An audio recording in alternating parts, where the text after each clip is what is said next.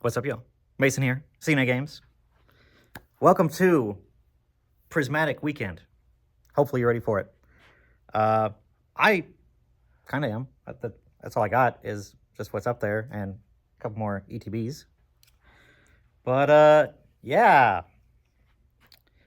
Hopefully everybody goes out and has a great weekend and has, I wish you all the luck in the world and good tidings of you going out there finding product for MSRP and ripping it, having a great time, or whatever you want to do with it.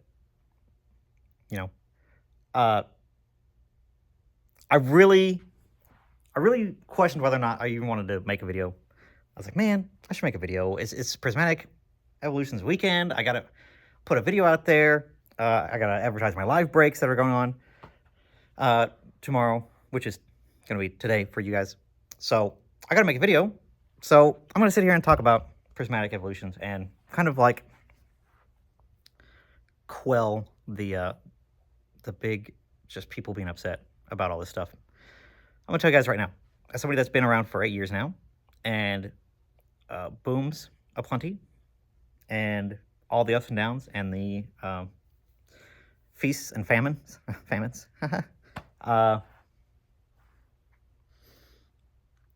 I, like a grizzled veteran, I don't have it in me anymore. I don't have that dog in me no more, y'all. I really don't. All these people getting upset and getting emotional and being just, as you grow older, some of you are already adults, I'm sure, but the phrase, "it is what it is," rings true the older you get. It really does. And I'm re-recording this video because I said in the last video that I don't read comments. I do read comments. I do. I get a general gist of what people are saying. And I'll flip through it every once in a while and just to catch up and see if anybody has any questions. But the comments are really just there for you all to have a conversation with each other, really. I read them. But if you really do want to reach me specifically to talk to me directly, mason@cnagames.com. Email me. It's far more effective than leaving a random comment. Do that instead if you want to reach me. But I just don't have the energy anymore to tell people every time there's a boom or a shortage or something like that. I don't have answers. I know just as much as you do. If you're watching this video right now, you probably have the same information and has access to the same information that I do, other than things from like distribution and like stuff like that, which is why I started this channel, was to talk to you guys and explain to you guys what it looks like from distribution. No, there's not going to be a magical restock of this product in a week, 2 weeks, a month.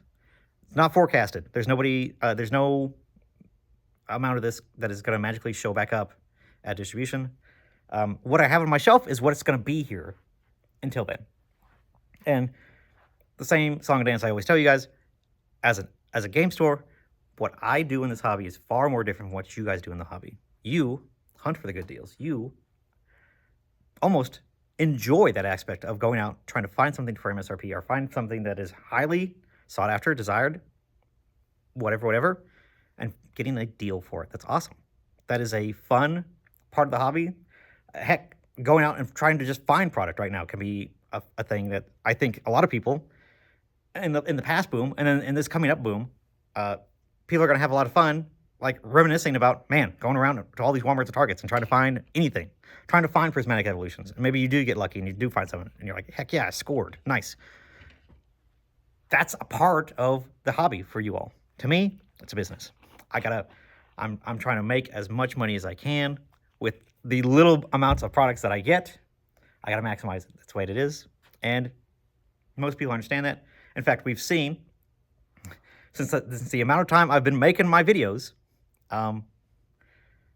stores going from, oh, well, I'm going to sell it for MSRP. I'm going to take care of my guys, and everything's going to be fine. And people now realize that when your shelves look like this and there's nothing on them, you've got to have something on the shelves. And like I've said before, guys, having expensive products on the shelves is better than having nothing at all. This looks like ass. This at least shows that I'm a game store and I sell Pokemon cards. That is bad. That's bad. All these packed, empty displays, bad.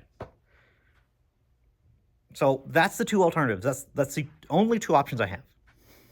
Either I have nothing on the shelves and I make no money, and I've already made no money because I sold it at under market, or I sell it for market. I have it a little bit longer on my shelves. I can always adjust the prices down. I can always do, if somebody does a trade-in, I got stuff for them to trade stuff in towards. All that stuff is very helpful to my business and my operation as a whole. That is, in a nutshell, why we have seen game stores go from, oh, I'm just going to sell to my guys and have my local little community and take care of those guys, to I have to maximize the money I get because this is it. This is all I'm getting. It's too competitive out there. There's too much of a market, and we're too fierce of each other to try to make any less than what we could be making. That is the reality of the situation. I know a lot of people don't like to hear that, but if you don't like to hear that, why are you on this channel? Because that's what I've been saying for the past 3 years now. So it's the same thing. Rewind, press play again. It's all the same stuff again. Same thing with 151 and all this stuff. I'm gonna tell you guys right now, and shame on the YouTube community for me having to be that guy to say, look, wave one of all these specialty products are always crazy. It's always hard to find. They can never print enough. They try to, spread things apart so that there's a wave of these products, so it's not all at once and there's nothing, Pokemon kind of puts in a wave system on their own by having all these different release dates for all these different games and or these different products for these lines. They try to do it themselves. They try to self-manage themselves. So Pokemon does inherently try to slow down and make product more available for people.